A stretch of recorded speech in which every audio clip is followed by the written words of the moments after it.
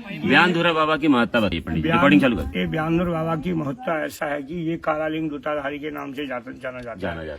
जैसे काशी विश्वनाथ, अमरनाथ, बद्रीनाथ, केदारनाथ, पशुपतिनाथ जैसे भगवान के 108 ज्योतिर्लिंग थे, उसमें से 12 विशेषकर थे।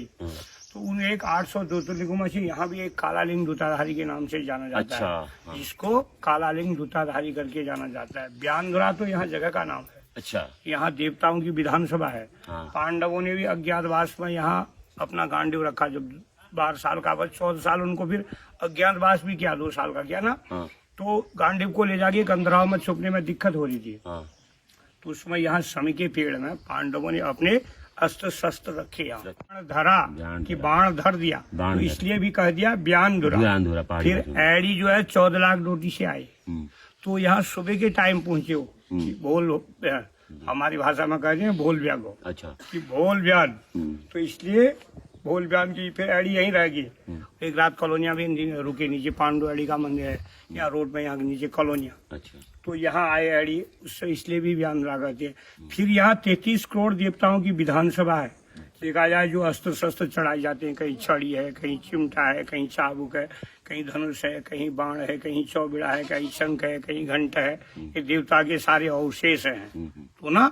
और यहाँ विधानसभा है, जैसे कि घर में किसी के पास कोई देवताओं की, जैसे हम लोग उत्तराखंड के लोग हैं, हमारे देवताओं की ऋचा खराब होगी, किसी ने अपने इष्ट को पूजने में गड़बड़ हो गया है, किसी कोई ऐसा लगातार हो गया है, किसी फैसला होता है, ये गद्दी पर वहाँ दुनिया ना, और कोई लगातार हो गया है, या कोई ऐसा हो गया कि कोई पेड़ से गिर गया, अकाल मृत्यु हो गई है, जहर खा लिया है, यानी नदी में बह के खत्म हो गया, तो वो प्राणी भटकती है, हमारी पुराणों का भी वर्णन है। तो यहाँ आकर के देवता लोग, डांगर लोग काम करके वो भी यहाँ पर जो है, और उनका भी विधान बताया जाता है, इसलिए भी ब्यानधुरा कहा जाता है। भगवान शिव और ऊपर माँ शक्ति, यहाँ आकर के लोगों को मनवांछित फल मिलता है, निर्धन को धन की प्राप्ति हो जाती है, असाध्य रोग लग गया है, ठीक नहीं है, कायिक, वाचिक, मानसिक, और जो है कि अंदर ही अंदर रोग, बाहर से तो अच्छा ही दिख रहा है, अंदर रोग नहीं। आज व्याधि समाधिनम, जो व्याधि है इस प्रकार की लग गई है, तो उस व्याधि को भी परमात्मा ठीक कर देते हैं। जिसके पास संतान, एक बंदिया रोग होता है माताओं को, कि उससे संतान की उत्पत्ति नहीं होती है। अच्छा, तो एडी महाराज उस रोग को भी काटने में माहिर हैं, संतान की भी उत्पत्ति कराते हैं। और यहाँ फिर जैसे कि आजीविका का कोई साधन नहीं है कि भाई भ्रमण पोषण कैसे होगा, वस्त्र कैसे पहनेंगे, भगवान फिर अब कहा कोई रास्ता दे दे, तो परमात्मा की ऐसी कृपा होती है कि भगवान उसको आजीविका का भी साधन दे देते हैं। और रोग लग गया, कहीं ठीक नहीं हो रहा, डॉक्टर करेगा भाई ले जाओ भैया, घर सेवा करो, तो वो भी परमात्मा की कृपा से ठीक हो जाती है। तो इसलिए जो है कि यह बहुत सिद्धपीठ स्थान है, ठीक है। यहाँ दूध और गौ के द्वारा, यहाँ गौ यहाँ पर, नहीं तो ऐसे धनुष बाण के यहाँ जंगल में बड़े बड़े मोटे पेड़ों से, इतने इतने मोटे, यहाँ धनुष बहुत सारे अवशेष हैं, यहाँ सरड़ा घाटी से और यहाँ बिजौरिया सोच से, ये तुमने सेना पानी से आई ना आप लोग, तो उससे आपने क्रॉस किया, तो पूरा ये ब्यानधुरा का स्थान है यहाँ।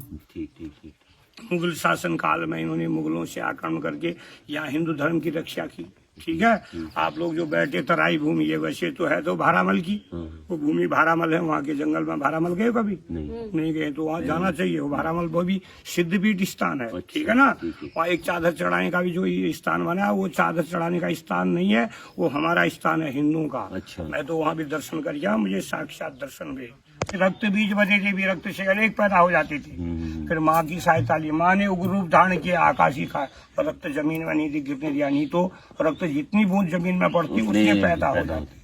तो बलि का भी जो विधान है यहाँ, नहीं तो यहाँ बलि का कोई विधान नहीं। अच्छा। इसीलिए बलि प्रथा रखी कि अकाल मृत्यु को कंट्रोल करने के लिए, कि भाई तुमने हमें युद्ध में जो है कि सहयोग किया है, तो तुम्हें भी मेरी पूजा होने के बाद तुमको भी भोग बहुत बढ़िया मिलेगा। बहुत बढ़िया, मजा आ गया। और मैं भी कह रहा हूँ, जब आप भक्त आए हो, आपका भी कल्याण हो, जरूर। और फिर दोबारा जिंदगी रही तो आप मिलेंगे, तो फिर मिलेंगे, नहीं तो ब्यानधुरा तो यही मिलेगा। हम तो आज पैदा हुए, कल मर जाएंगे, ठीक है। और भगवान तो यही रहेंगे, वो भगवान कहीं नहीं जाते। मैं यही 12 मास 24 घंटा में सन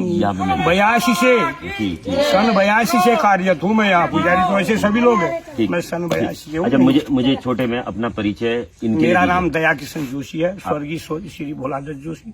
मैं सिद्धपीठ ब्यानधुरा मंदिर का पुजारी हूँ और मैं यहीं रहता हूँ। बढ़िया, धन्यवाद पंडित जी।